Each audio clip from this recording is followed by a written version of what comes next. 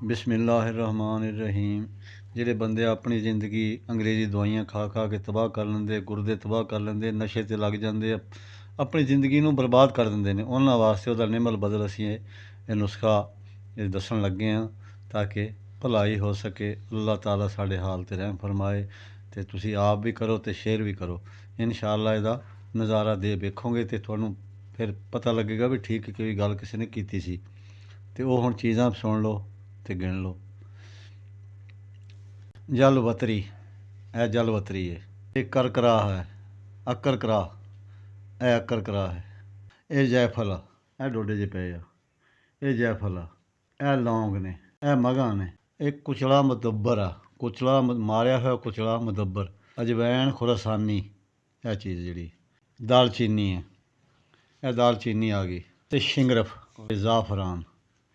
ਇਹ ਚੀਜ਼ਾਂ ਸਾਰੀਆਂ ਲਿਖ ਲਓ ਅਤੇ ਇਨਸ਼ਾ ਅੱਲਾਹ ਤਾਲਾ ਇਹਨਾਂ ਨੂੰ 10-10 ਗ੍ਰਾਮ ਸਾਰੀਆਂ ਲੈਣੀਆਂ ਨੇ।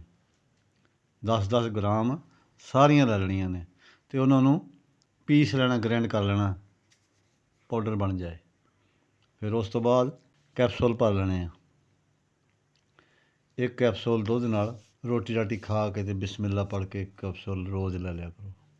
ਜੇ ਅੱਲਾਹ ਤਾਲਾ ਨੇ ਤੁਹਾਨੂੰ ਕੋਈ ਤੌਫੀਕ ਦਿੱਤੀ ਹੈ, ਅੱਲਾਹ ਤੁਹਾਨੂੰ ਆਪਣੇ ਘਰਾਂ 'ਚ ਆਬਾਦ ਰੱਖੇ, ਖੁਸ਼ ਰੱਖੇ। ਅੱਲਾਹ ਤਾਲਾ ਤੁਹਾਨੂੰ ਥੋੜ੍ਹਾ ਇਤਫਾਕ ਸਲੂਕ, ਅਤੇ ਇਤਫਾਕ ਸਲੂਕ ਇਸੇ ਤਰ੍ਹਾਂ ਹੀ ਹੁੰਦਾ ਕਿ ਜਦੋਂ ਮੀਆਂ ਬੀਵੀ ਦੋਵੇਂ ਜਾਣੇ ਪੁਰਅਮਨ ਹੋਣ, ਠੀਕ ਹੋਣ, ਤੰਦਰੁਸਤ ਹੋਣ। ਨਹੀਂ ਤਾਂ ਘਰਾਂ ਦੇ ਫਸਾਦ, ਹਰ ਚੀਜ਼ ਇੱਥੋਂ ਚੱਲਦਾ ਜੋ ਕੁਛ ਵੀ ਹੈ।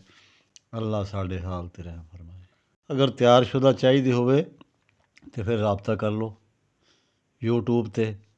ਯੂਟਿਊਬ ਦੇ ਇੱਕ ਚੈਨਲ ਹੈਗਾ ਹਿਕਮਤ ਬਸੀਰਤ, ਉਹਦੇ ਉੱਤੇ ਤੁਸੀਂ ਨੰਬਰ ਮਿਲਾ ਕੇ ਪੁੱਛ ਵੀ ਸਕਦੇ ਆ ਬਣਾਉਣੀ ਆ ਤਾਂ, ਅਤੇ ਜੇ ਨਹੀਂ ਬਣੀ ਬਣਾਈ ਲੈਣੀ ਉਹ ਵੀ ਤੁਹਾਨੂੰ ਮਿਲ ਸਕਦੀ ਹੈ ਇਨਸ਼ਾ ਅੱਲਾ।